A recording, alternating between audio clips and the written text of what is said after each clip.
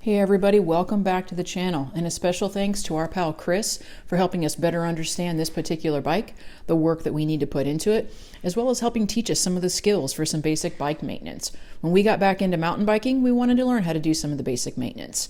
I found this particular bike on Facebook. My main question was, is the bike frame solid? If so, I was definitely going to purchase it for the price that they were asking, just a couple of $100s. And here begins our bike build project for the Specialized Hardrock. Stick around.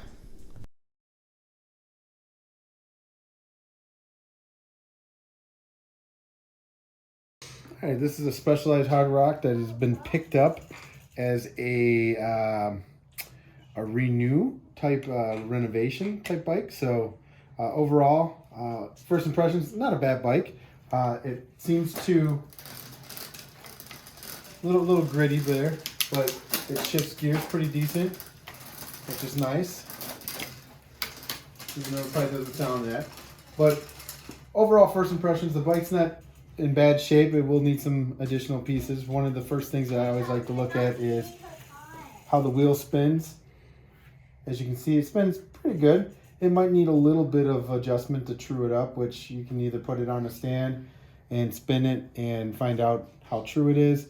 Sometimes you can just do it just by eye, or as I call it, good enough for government work, where you can take a look at the spokes, tighten them, loosen them, and it'll pull the wheel in or out. Off the bat, it's not really rubbing on the brake. Stops decent, so we could probably look at the brake pads to see if that needs to be adjusted. You can look at the cable. The cable looks pretty new, so maybe pull in the brakes or adjust it a little bit more with the screws here and on the sides. That will help bring the V clamp in onto the rim, which may or may not be needed.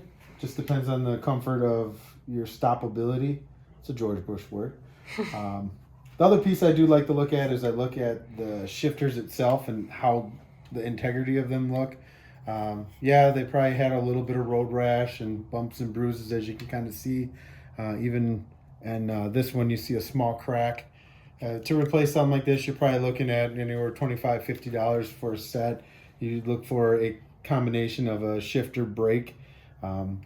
Personally, if it's not broke, don't fix it. It probably will last you a long time. Maybe the next tree you kiss, it'll break off, so you'll be fine. You have your barrel connectors. Haven't really had a chance to play with that yet. Since the shifting was fine, we can twist this in or out to make the shifting a little bit better. We'll probably have to get into that later. Your brake adjustment here seems pretty decent. And again, this is the piece that flows into here, connects into here, and then you can pull it out. So first impressions of this is, yeah, probably got a little bit of TLC to do, some cleaning into here for your preload, for your fork, maybe some cleaning in the grease down there, but overall that's pretty easy. I did notice a little bit of movement on the stem. It's a little bit of a gap. I can't tell right now if it is just this plastic piece or if actually this needs to be tightened a little bit, or if the headset inside, the upper and lower, need to be addressed. But when we take it all out, grease it up, and put it back in, we'll know then. Then as you're kind of going through, you can kind of see, if you look close enough, it's a little rusted, which you could probably get new cabling in there. Again, cables, you can get them on Amazon as low as $5. I will say that some of them, you kind of get what you pay for. You'll probably replace them more often than not. Jaguar is a really nice one to pick up.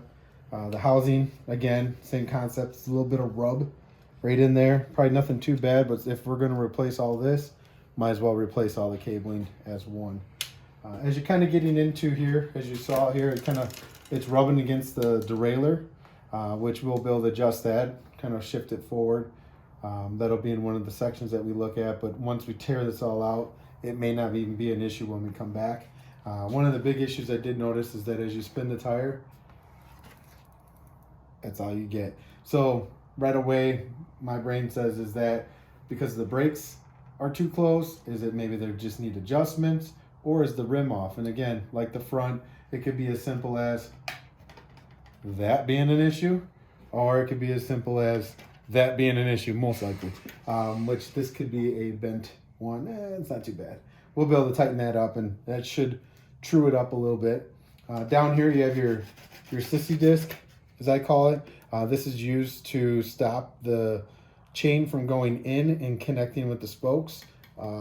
Could have had an issue here, maybe or maybe not, but that can also be prevented by setting your high and low adjustment here so that your chain is not going into there or out of there. Overall, just some cleaning, not too bad. It's just like any other bike. If it sits and people don't clean it, you set it in some degreaser cleaning, it should be fine.